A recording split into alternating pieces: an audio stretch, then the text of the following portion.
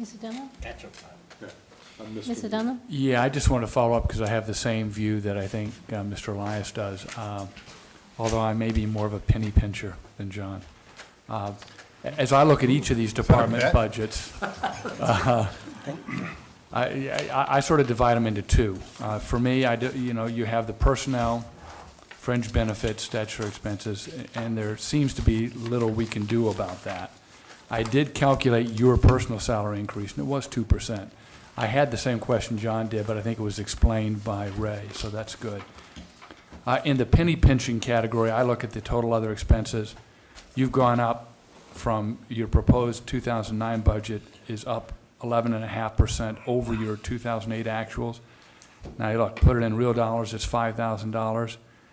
I'd like to see that $5,000 go away and go down a little bit. I mean, realistically, we should be trying to get under the 2008 expenditures when we can. So anyway, I don't want you to resign your VP position. I think that's a good thing. But again, if we can get more efficient, cut back on something to get it back below that, that's what I'd be looking for. Since I'm the only non-union employee on this roster, I have the flexibility to make any adjustments that are necessary. The rest do not. And so, I will do what I can to make that adjustment, and if it means cutting any increase whatsoever, then I'll do that. Well, that I'm not asking. Right. I mean, I'm not asking you to cut your own 2%. I just want to clarify something that Ray said earlier. There is a potential saving from cutting 3 employees to 2, is that what I heard? No. No, That we would that's not. refill the position, but we would fill that position for the individual who resigned, which was the land administrative official for land use. Hopefully, we're required by contract to post that position, and we have the legal ability, after 5 days, to fill that position from an internal candidate. We think we've identified the potential of multiple candidates within the borough. What we envision, if that internal candidate gets that position, which we feel is an essential position, we would then abolish the position that person would leave from to go to this.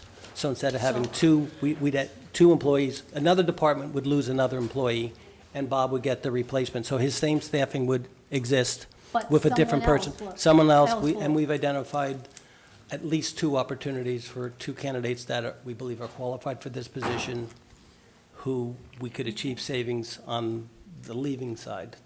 There's a lot to do to have to confirm that, but, I mean, if there's a potential for a refilling of a position for planning and zoning to have a beneficial impact on the borough as a whole, I think we are looking in that direction. And I think that Do we have any preliminary numbers on that? I think you alluded to the fact. Well, that would that it would be about a $5,000 salary differential between the person coming and the person leaving, which is the number that Dan was talking about. The issue is whether there's a statutory requirement for certain, and that's what Bob's alluding to, certain expertise and credentials required, or it could be more generic with a top-notch person. We believe we've identified some people. The question is, are they legally required to have these certain certifications? Bob's researching it, so's the personnel director. And you have to get a ruling from Mr. Dunham if that constitutes the $5,000 cut he's looking for. If he wants something more than that. I'm on it. Last one I have, and I apologize because I am a little, the overhead line. Is that a calculated number? Is that some kind of allocation we're making among various departments? Not specific items? So talk to me about that, because that's like 2,700, right? What's travel and training? 2,600, 2,400 on the overhead line, from 17 to 21 or 41? What is in that number? That's travel, training, dues, telephone, and postage. I'd like to see though, that to me is not, I guess, in times like this, you start revisiting everything you've done for the prior 5 years. And I think that's probably a somewhat misleading category to be reflecting those types of expenses. They don't strike me as as overhead expenses. And this isn't a criticism either you, Bob, or you, Robert. But I think that's the kind of stuff we need to, we're gonna, sorry.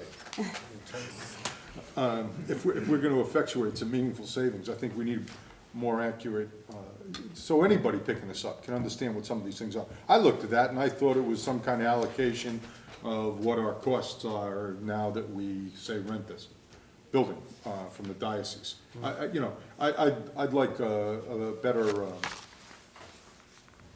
definition, better classification of some of these expenses, because something like allocating the rent we pay to the diocese for the use of this building is non-negotiable in the context of this budget. Finding buried in an overhead item, things like travel, postage, et cetera, gives us a little more flexibility, I think. Thanks. Just to follow up on that, on overhead, I mean, 511, you expended in 2008, by December 31st, 2008, 581, and yet recommended budget is 1,500. Couldn't that be cut back based on? For the coming year, yes, I believe it could. Yeah, okay. And likewise, you almost double what you expended in terms of professional association membership. Yeah, I think, And we cut that by $200, Austria. Okay, So I think 750 is probably Oh, the okay. correct number budgetarily. oh, okay, because that's not reflected here. And last year, I think, was one of our smallest expenditures in terms of travel and training, only because we were busy. Mm-hmm, I okay. don't think I had time to go to any conferences last year, quite honestly, I think people are gonna have a different much as reason. I'd like to. Right, people are gonna have a different reason for not traveling this year. Right.